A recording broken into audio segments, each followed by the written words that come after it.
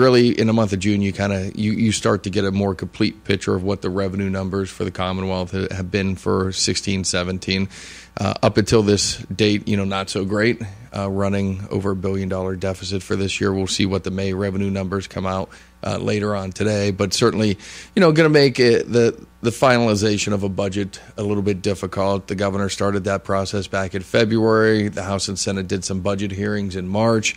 The House passed the budget over to the Senate back in April, and now the real negotiations will begin over the next couple weeks. The last few years it's been like this, where the revenues have not kept up with the projections. Is there a systemic problem there, or what's going on there that the numbers don't match what actually comes in?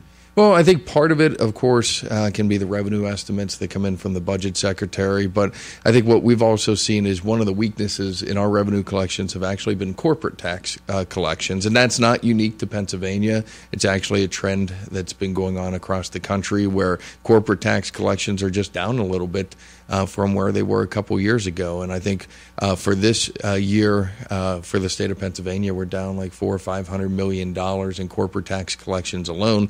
And that's not because of reduction in rates or anything like that. That they're just not meeting expectations, which is probably a sign that, at least in certain parts of the state, that the growth rate is just not what folks had projected it to be for this year. I heard this a couple of weeks ago, and I don't remember who it was from, but somebody in a legislative circle at some point or another was making it a campaign issue, and it was basically, hey, we've heard about this Delaware Loop. What? It's new? It's not new. The legislature's been trying to close that Delaware Loop for a long time, and this particular candidate, and I don't recall what party or who, but was saying this Delaware Loop is really what's hurting our business climate. Is that still the case? It's a Delaware loophole, and basically it was a trend that was put in during the Casey administration back in the 1980s that was a tax loophole that allowed companies to shift profits to other states to avoid taxation in Pennsylvania. And most companies did it with the state of Delaware because they've got no corporate taxation in the state of Delaware. So companies would rent, a 10 by 10 cube or a post office box, and that would technically be their corporate headquarters where all profits would be associated with. And we actually passed a bill, and Governor Corbett 4 or 5 years ago signed it into law that required companies that shifted profits for the sole purpose of avoiding taxation to actually add that back in to their tax liabilities for the state of Pennsylvania. Now, some folks have said within the Department of Revenue, there's probably some tighter range you could put on that to make sure you're getting everybody who's just shifting money to avoid taxation. But, that is something we did look at 4 or 5 years ago. It was actually a proposal that I had worked on personally to try to even out the business tax climate. And really, I think the goal is, we've got one of the highest corporate tax rates in the nation, but, there's some ways to avoid that taxation in Pennsylvania. If we have everybody paying the taxes, we can actually lower the rates and make Pennsylvania a little bit more competitive overall. See, the Delaware, I had thought, I hadn't heard the term for so many years because I thought, well, we put that to bed. Yep. And it should not be coming up now because that loophole has been closed. But, okay, so that's that issue, and still we struggle with the state budget and making all the numbers agree with each other and come to an equitable spending plan. Education spending in Pennsylvania. That's a real big part of what's going on with the budget cycle. Does the pension become a part of a school's obligations because it is that way now? Is there a way to separate that out? Transportation spending for school districts projected to go down. Talk a little bit about education funding because there are some folks up in arms about it, and real solutions are hard to find in that sector as well. Well, and if you look at where Pennsylvania as a whole is on education spending, we're actually, in the top 10 in the nation on the dollars we spend on basic education in the state. Now, where a lot of folks will look at some discrepancies is the actual state portion of that spending as opposed to the local share, because we've got a relatively high burden on local property tax owners across the Commonwealth. So a lot of folks, including myself, think we should shift away from that local school property tax and shift that more to a statewide source of income. income, whether it be a sales tax or an income tax, and distribute those dollars in a more equitable fashion so that you have a little bit more parity between the different school districts across the state. Certainly, pension obligations. Look, it's part of a compensation package. It's part of the personnel costs that are associated with a school district. It's salary, it's healthcare benefits, and its pension obligations. Number one cost driver for local school districts, and at the state level, it's one of our top cost drivers with our state budget right now that's increasing year after year after year. And we're actually hopeful this next week in Harrisburg. I think the Senate is going to come into session on Sunday. We are going to be there for almost the entire week as well, and hope to take a pension bill from the beginning of the process to the end of the governor's desk by the end of next week. We've been spending about the last 5 or 6 months negotiating with all the different parties, including the governor, the Senate, the House Democratic Caucus, and we think we have a proposal that will finally, after 5 or 6 years, get to the governor's desk, be signed into law to help reform our pension system. So what are the dominoes? How are they going to fall in the course of this next month, first, second, third, down the line? Well, I think the first thing you're going to see is pension reform, hopefully by the end of next week. Certainly gaming expansion, which is one of the alternatives to raising taxes on individuals and working families. The Senate passed a bill over to the House just last week. We hope to negotiate a final product on gaming with the governor and the Senate and the House Democratic Caucus here very, very soon as well, because that means revenue to help complete the budget picture.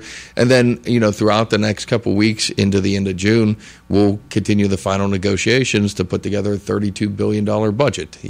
Certainly with revenue collections down a little bit, we still have a little bit of a gap out there that we're going to have to figure out how to fill just for this year and the upcoming fiscal year. But if we can get pensions behind us, get a gaming product so we know how much revenue to expect from gaming expansion, all of a sudden you've got a couple of the boxes checked off already, and you can get to the final budget negotiations, hopefully, fingers crossed, by June 30th. All right. He's State Representative Dave Reed. So almost all of what we hear in the next month is going to be budget related. What are some of the other things that you would like to see some action on in Harrisburg over the coming months? Well, look, I would certainly like to see a discussion on school property tax elimination. I know, that's been put to the back burner just a little bit with waiting for consideration from the Senate. They had the proposal, Senate Bill 76, that 2 years ago ended up with a tie vote that the lieutenant governor broke the tie and killed that proposal at the time. But I know the Senate's been working diligently on that proposal, trying to find the right combination to get the votes to pass it out over to the House.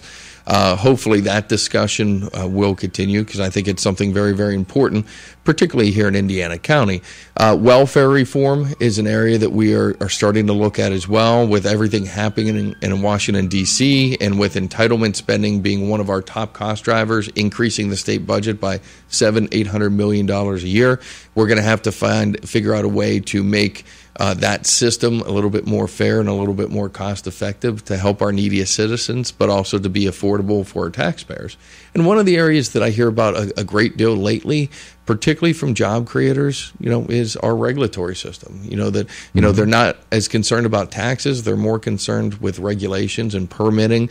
The delay in getting a permit for any particular project can actually cost millions upon millions of dollars, or actually could force a company to move elsewhere because they've got to get up and running and get their product to market quicker. So I think that's an area that a lot of folks have a heightened interest in the last couple of years. There has been, by the way, the siren going past our studios a couple of moments ago. Indiana firefighters called to trees and wires and a tree down, I should say, on Airport Road in White Township. So please leave those folks the right of way so they can get there and get the job done.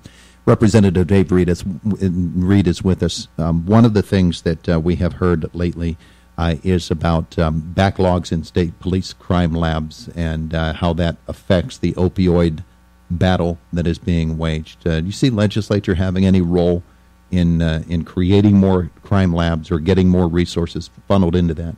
Well, I think it's partially a budgetary decision to try to get more revenue, into the crime labs. It's a balancing act, because you want to get more classes of cadets for state troopers, because we've got a heightened number of troopers who are going to be retiring over the next couple of years here in Pennsylvania. So we want to make sure we have more folks coming up through the system to be able to be out there on the streets fighting crime.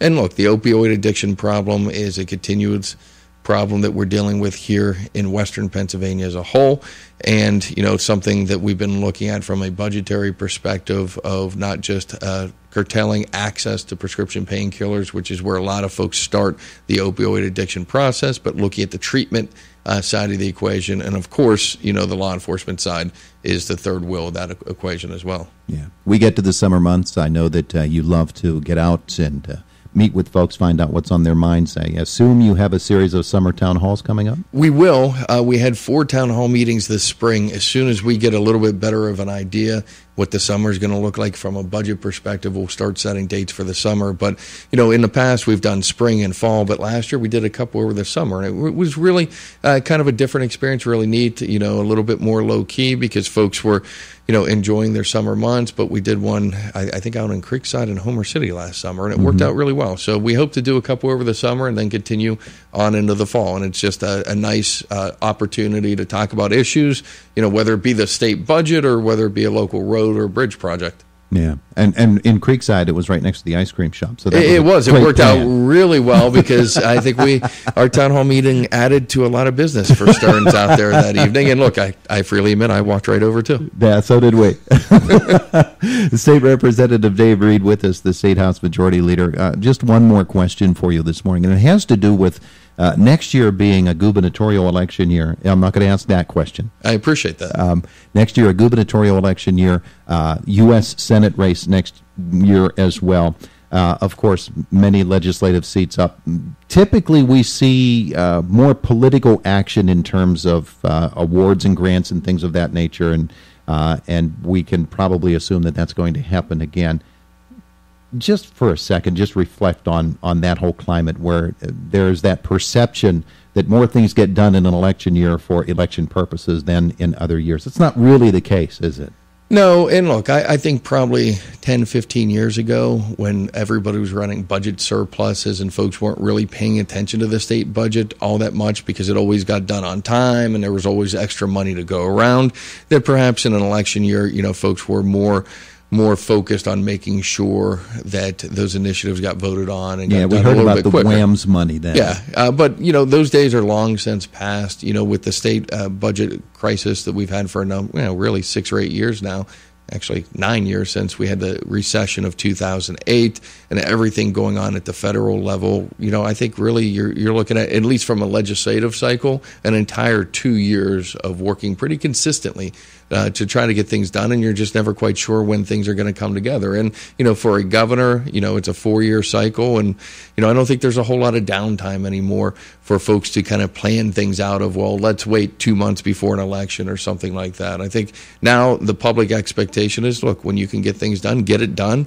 Let's not put off something we could do today to another day that may or may not come. So, like I said, I think probably back in the late 90s, maybe, 2000, 2001, huge surpluses. Maybe they time things a little bit differently. But right now, I don't think anybody has that luxury. Yeah, absolutely. All right. He's State Representative Dave Reed. Thanks so much. Thanks, Todd. We appreciate it. It is Indiana in the Morning, presented as always by First Commonwealth Bank here on AM 1160 WCCS and 101.1 FM.